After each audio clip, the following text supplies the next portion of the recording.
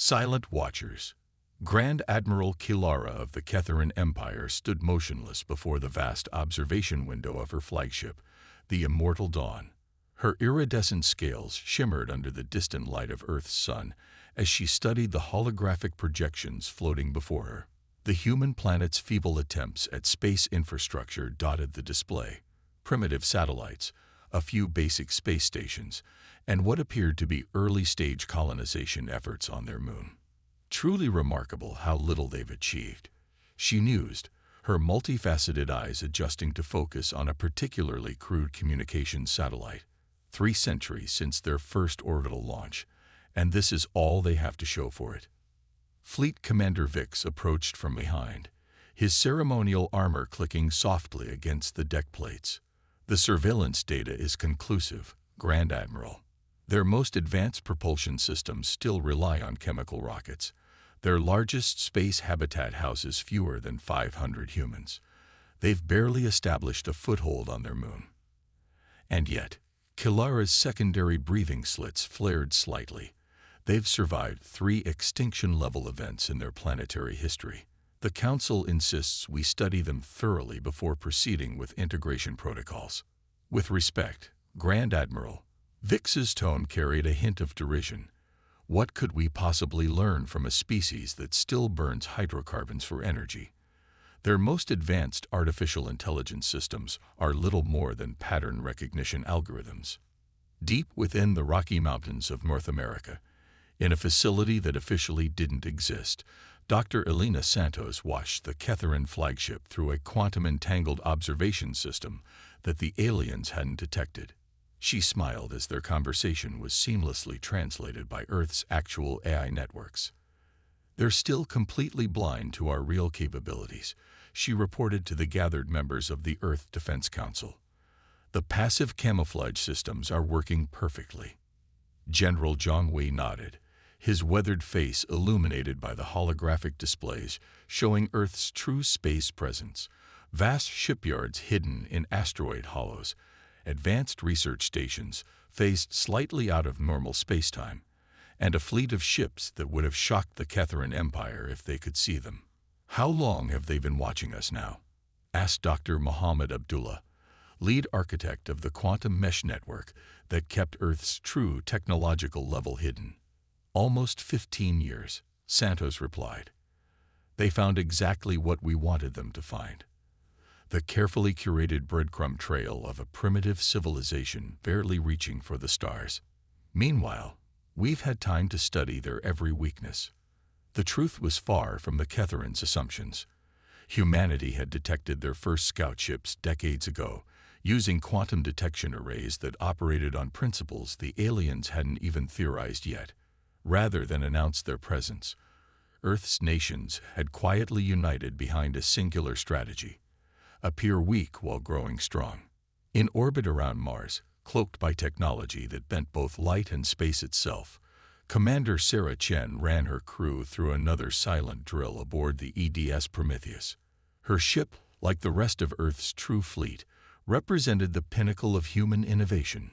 Ships powered by zero-point energy, hulls made of self-repairing metamaterials, weapons that could target across 11 dimensions. "Status of the quantum mesh," she asked her AI interface. "Mesh integrity at 100%, the AI responded. "All fleet units remain perfectly synchronized and undetected. The Ketharan sensors continue to be successfully spoofed by our decoy network." The quantum mesh was humanity's masterstroke, a network that linked every ship, station, and defense platform through quantum entanglement. It couldn't be jammed, couldn't be detected, and allowed Earth's forces to act with perfect coordination. The Ketharans, for all their technological advancement, still relied on conventional communication systems. Back on the Immortal Dawn, Kilara was finalizing her report to the Empire. The humans show no signs of unified planetary government. Their space presence is fragmentary and uncoordinated. While they display remarkable adaptability in their historical record, they pose no significant challenge to imperial integration. "Shall I begin preparing the standard first contact protocols?" Vix asked, already anticipating an easy addition to the Empire's growing list of protectorate species. "Yes," Kilara replied, "but maintain full combat readiness. Something about these humans troubles me. Their development pattern is unusual." She had no idea how right she was to be troubled. Humanity had spent years practicing for this moment, developing technologies and strategies specifically designed to counter Ketheran capabilities. They had watched, learned, and prepared while presenting a carefully crafted image of technological infancy. In her Mountain Command Center, Dr. Santos checked the latest quantum calculations one more time. Everything was proceeding exactly as Earth's strategic AI had predicted. The Ketherans would follow their standard protocols, never suspecting that their own predictability had become their greatest weakness. "How much longer?" General Zhang asked. "They'll initiate first contact within 30 hours, Santos replied. "And then they'll learn why humanity's greatest strength isn't our technology or our weapons." "Oh," Mohammed raised an eyebrow. "And what would that be?" Santos smiled. "Our ability to let others underestimate us until it's too late. The spider's web." The quantum fabrication facilities beneath Europa's ice sheets hummed with activity as humanity's final preparations fell into place. Dr. Amanda Patel watched through the control room's diamond composite viewport as automated systems assembled the last components of their trap. Each piece was a marvel of human ingenuity. Technology that shouldn't have been possible for centuries according to the Ketheran Empire's development models. "Quantum beacon network is at 98% coverage," her AI assistant reported. "The web will be complete within 6 hours." The quantum beacons were perhaps humanity's most elegant innovation. Tiny devices, no larger than a grain of sand, that could be scattered throughout space. Individually, they were almost impossible to detect. Together, they formed a vast network that could redirect energy, bend spacetime, and turn the very fabric of space itself into a weapon. On Mars, Commander Chen was reviewing the latest simulation data with her crew. "The Ketherans rely heavily on their gravitic shields," she explained, gesturing to the holographic display. "They've never encountered a civilization that could manipulate quantum fields at this level. The moment they raise their shields, they'll actually be strengthening our web." "Assuming they follow their standard first contact protocols," Lieutenant Rivera interjected. "What if they deviate?" Chen smiled. "That's the beauty of letting them think they're in control. Pride makes people predictable." The Earth Defense Council had gathered again, this time in their secondary command center beneath the Pacific Ocean. General Zhang studied the real-time display, showing the positions of every ship in Earth's true fleet, each one precisely positioned according to plans developed over years of preparation. "The Ketherans are expanding their sensor sweep," Dr. Santos reported. "They're looking for signs of military installations, weapon platforms, anything that might indicate resistance capability, and finding exactly what we want them to find." Dr. Abdullah added, "Their quantum field detection systems are impressive, but they're looking for specific signatures. They can't detect what they don't know to look for." In high orbit around Neptune, Captain Maya Yoshida commanded the stealth vessel EDS Shadow Dancer, one of dozens of ships maintaining the elaborate illusion that kept Earth's true capabilities hidden. Her ship's quantum processors constantly adjusted their camouflage fields, presenting false sensor readings that perfectly matched the Ketherans' expectations of a primitive civilization. Another scout ship passing within 10,000 kilometers, her tactical officer reported. "They're scanning for electromagnetic emissions, radiation signatures, and gravimetric distortions." "Let them look," Yoshida replied. "Our biggest advantage is their certainty that they know what they're seeing." The truth was, humanity had long since moved beyond such basic technological markers. The quantum mesh network that connected Earth's defense forces operated on principles that the Ketherans hadn't even theorized yet. While they searched for radio waves and gravity fluctuations, humanity's ships communicated through quantum entanglement, coordinated by AIs that could process information across multiple dimensions of spacetime. Back on the immortal Dawn, Grand Admiral Kilara was growing increasingly frustrated. Something about the humans' development pattern nagged at her instincts. "Show me their energy consumption patterns again," she ordered. Fleet Commander Vix brought up the relevant data. "As you can see, they're still heavily dependent on fossil fuels and primitive fission reactors.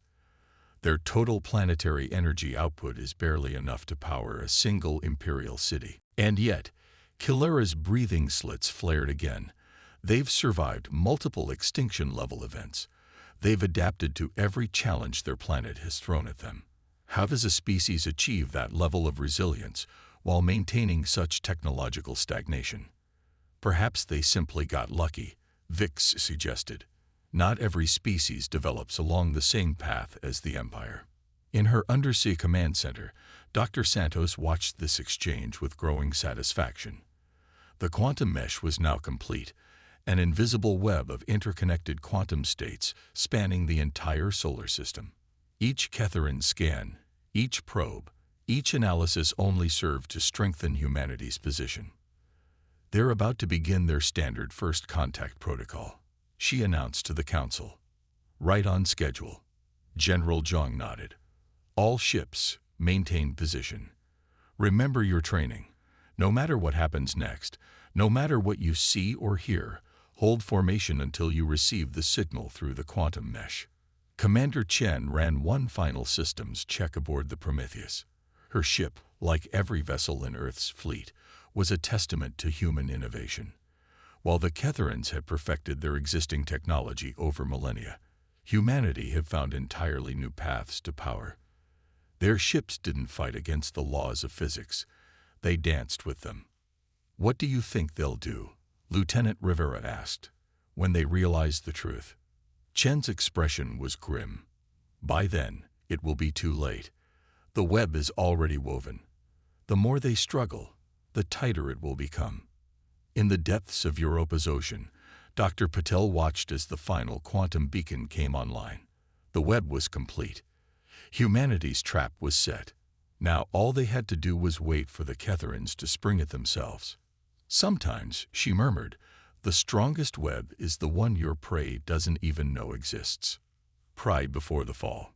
Grand Admiral Kilara's holographic image towered over every major city on Earth, her scaled features projected against the sky in a display of technological superiority that would have impressed a truly primitive civilization.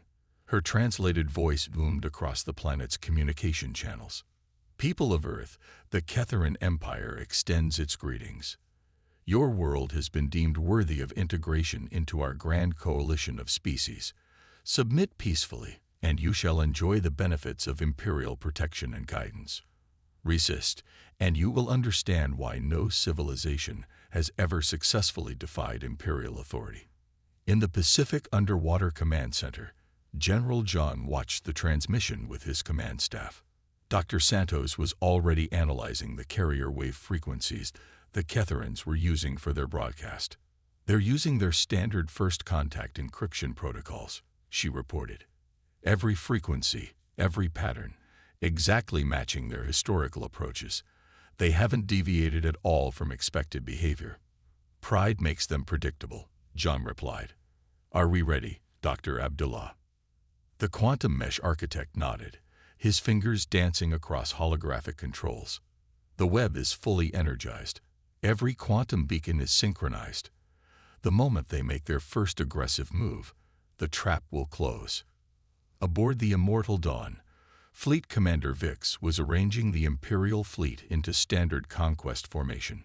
76 warships, each capable of reducing a continent to ash, moved into position around Earth. Their gravitic shields hummed with power, their weapon systems charged and ready. "Still no response from the humans," Vix reported. "Their primitive communication systems are probably struggling to process our transmission protocols." Kilara's unease had grown stronger. "Something isn't right. Show me their military responses." "Nothing significant." Vix brought up the tactical display. "Their orbital platforms remain unchanged. Ground-based military units are mobilizing, but in a disorganized fashion. No coordinated defensive strategy detected. In lunar orbit, Hidden behind quantum fields that bent both space and probability, Commander Chen watched the Catherine fleet's deployment. Every ship was positioning itself exactly where Earth's strategic AI had predicted they would. "They're so convinced of their superiority," she murmured, "they can't even conceive of the possibility that this is all by design." Lieutenant Rivera monitored the quantum mesh readings. "The energy output from their shields is incredible. Each ship is pumping out enough power to fuel a small city, and feeding it right into our web." Chen smiled. "Stand by for Phase 1. Remember, no matter what happens next, maintain quantum silence until you receive the signal." Back on Earth, Dr. Santos was coordinating with defense centers hidden throughout the solar system. The Catherine's ultimatum had expired, and their next move was inevitable. "Energy spike detected in their weapon systems," she announced. "They're preparing to demonstrate their power, probably targeting an uninhabited area first. It's their standard intimidation tactic." General Zhang nodded. "All stations, prepare for Phase 1. Dr. Abdullah, initiate quantum resonance sequence." Throughout the solar system, the invisible web of quantum beacons began to vibrate with carefully controlled energy. Each microscopic device tapped into the vast power being radiated by the Catherine ship's own shields, creating a cascade of quantum effects that the alien sensors couldn't detect. On the Immortal Dawn's bridge, the first sign that something was wrong came when their targeting systems began to show slight discrepancies. "Minor sensor aberration," a technical officer reported. "Compensating now." Kilura's instincts screamed that something was wrong, but pride and centuries of imperial protocol drove her forward. "Target their largest population center with a low-yield demonstration burst. Show them the futility of resistance." The Immortal Dawn's main weapon powered up, drawing enormous energy through its gravitic shields. At that moment, throughout the quantum web, Dr. Abdullah's carefully designed programs executed their commands. The effects were subtle at first. Targeting systems showed fractionally increased errors. Shield harmonics fluctuated by microscopic amounts. Communication delays stretched by milliseconds. Nothing dramatic enough to raise immediate alarm, but the cascade had begun. Energy discharge in 3, 2. Vix began the countdown. In her underwater command center, Dr. Santos allowed herself a small smile. "They've taken the bait. All stations, prepare for Phase 2. The Immortal Dawn's weapon fired, a lance of energy that should have vaporized its target. Instead, the beam encountered the quantum web, now fully energized by the power bleeding from the Catherine fleet's own shields. The laws of physics seemed to hiccup. Impact in. Vix's voice trailed off as the weapon's energy simply vanished. "Impossible," Kilura breathed, her scales darkening with alarm. Where did the shot go? The answer came moments later, as quantum fields redirected the energy, splitting it into thousands of smaller beams that danced between the quantum beacons. The Catherine fleet found itself surrounded by a spiderweb of its own weaponry, frozen in space like a photograph of lightning. By the first egg, someone whispered on the Immortal Dawn's bridge. "What kind of civilization have we encountered?" The humans were about to show them exactly what kind. Throughout the solar system, Earth's hidden fleet prepared to reveal itself. The trap had been sprung, and the real battle was about to begin. Dancing in the dark. "All ships, execute Phase 2. Commander Chen's order rippled through the quantum mesh network, transmitted instantly to every vessel in Earth's hidden fleet. As one, hundreds of ships shimmered into visibility around the Catherine fleet, their quantum camouflage peeling away like morning mist. On the Immortal Dawn's bridge, Grand Admiral Kilura watched in stunned silence as her tactical displays exploded with new contacts.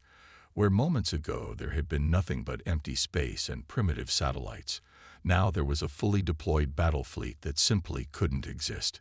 "Impossible," Fleet Commander Vix whispered, his scales pale with shock. "Their technology level. We saw their capabilities." "You saw what we wanted you to see." Dr. Santos' voice came through on all frequencies, accompanied by holographic projections that dwarfed the Ketherans' earlier display.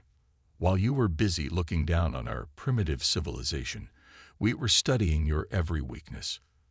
The Earth Defense Fleet ships were unlike anything the Ketherans had encountered in their millennia of space warfare.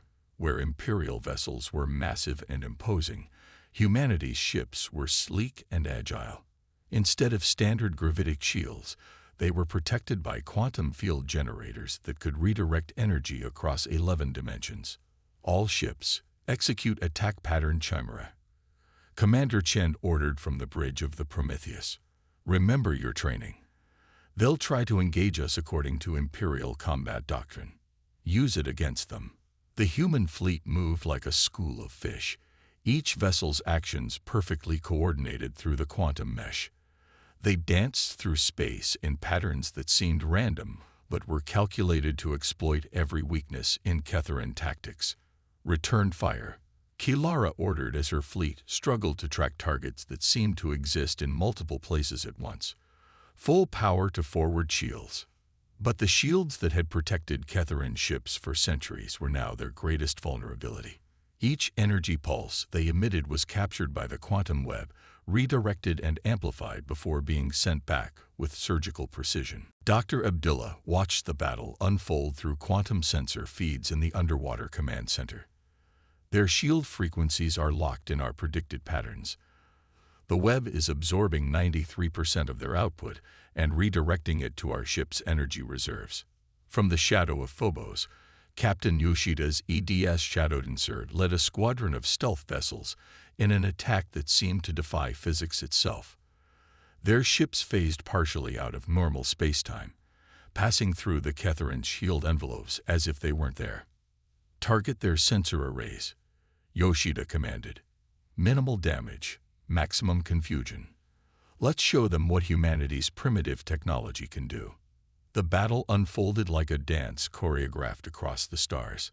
Earth's ships moved with impossible grace, their attacks precisely calculated by AIs operating through the quantum mesh. Each strike was designed not to destroy but to dismantle, systematically stripping away the Ketheran fleet's capabilities. We've lost shields on 30% of the fleet, Vix reported, his voice tight with barely controlled panic. Their weapons, they're not just penetrating our defenses, they're turning our own energy against us. Kilara watched as another squadron of her ships went dark, their power systems disrupted by weapons that operated on principles she couldn't even begin to understand. All ships fall back and regroup. Establish a defensive perimeter. Having trouble with your coordination? Dr. Santos's voice came through again, tinged with satisfaction.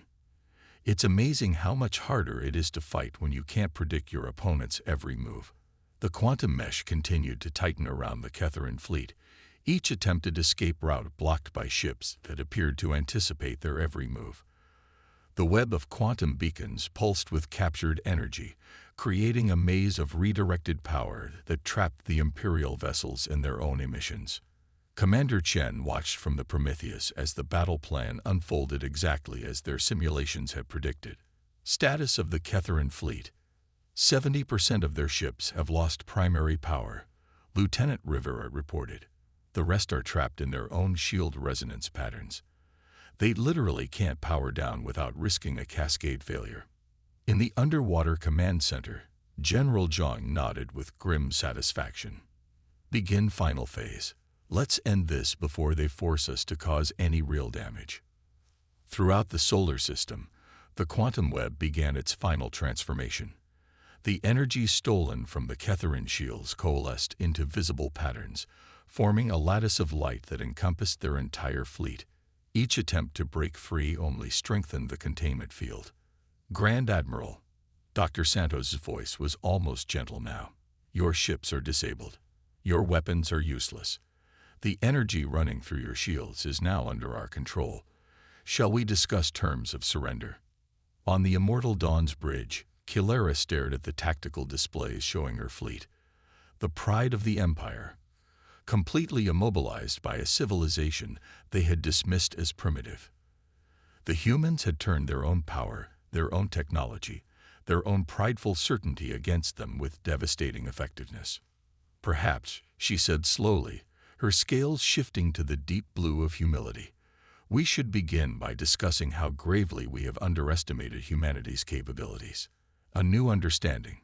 3 days after the battle that would become known throughout the galaxy as the Silent Symphony, Grand Admiral Kilara stood in Earth's underwater command center, her scaled form a sharp contrast to the humans around her.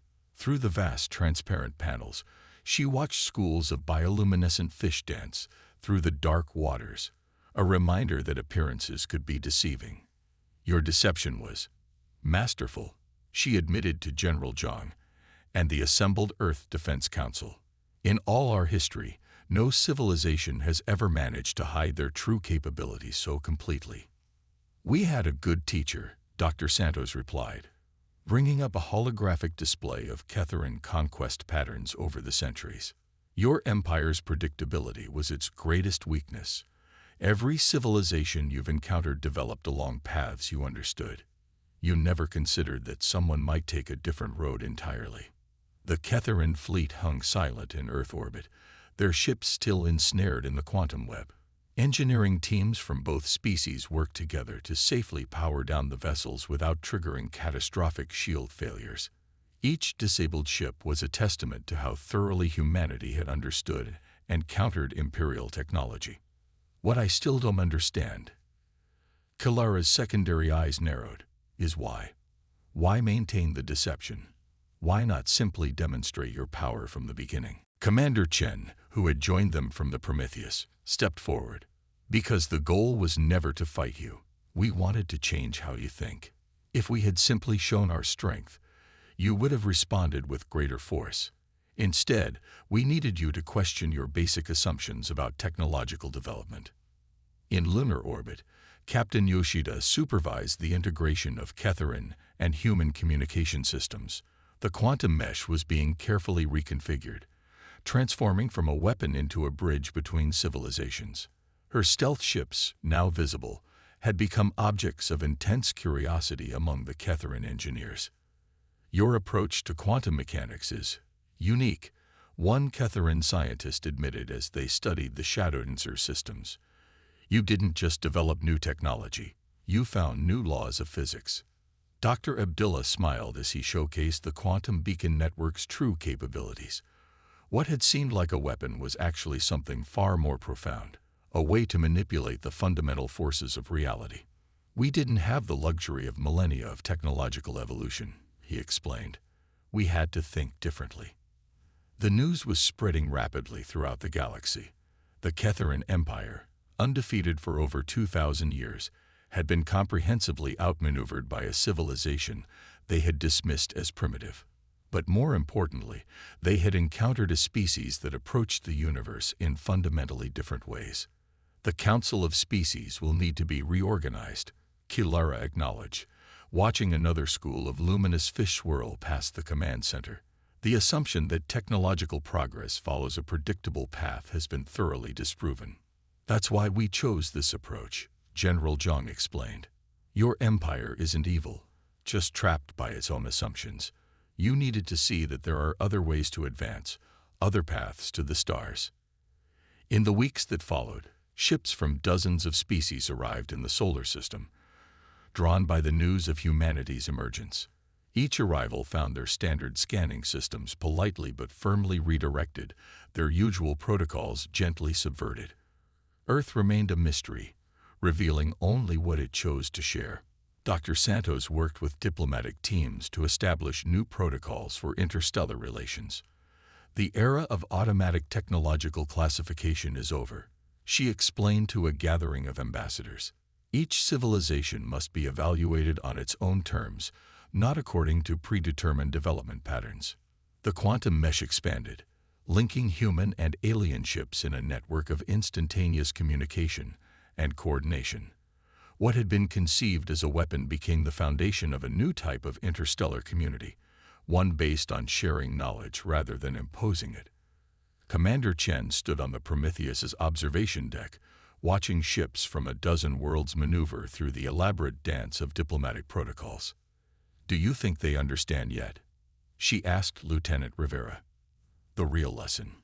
That technology isn't just about power. Rivera smiled. That true advancement comes from thinking differently, not just doing the same things better. Exactly. Chen gestured to where a Catherine cruiser was carefully practicing quantum field manipulation under the guidance of human instructors. They spent millennia perfecting their existing technology. We had to find new paths just to survive. And in doing so, we discovered possibilities they never imagined. In the deep waters of the Pacific, Grand Admiral Kilora prepared to return to the Empire. The report she would deliver would change the course of galactic civilization. But before she left, she had one last question for the Earth Defense Council. "How did you know?" she asked. "How did you know we would give you the time you needed to prepare? That we wouldn't simply attack?" Dr. Santos shared a knowing look with her colleagues. "Because pride is predictable. You were so certain of your superiority that you couldn't imagine us being anything but what we appeared to be. And that certainty gave us all the time we needed." As the Catherine ships departed, now escorted by human vessels, they left behind a changed solar system. Earth had emerged not just as a new power, but as a symbol of what was possible when a civilization chose to think differently. The quantum web sparkled in space, a visible reminder that the greatest strength often lies not in overwhelming force, but in the ability to see what others cannot imagine. The age of predictable progress was over. A new era of discovery and innovation had begun, guided by the species that had mastered the art of dancing in the dark.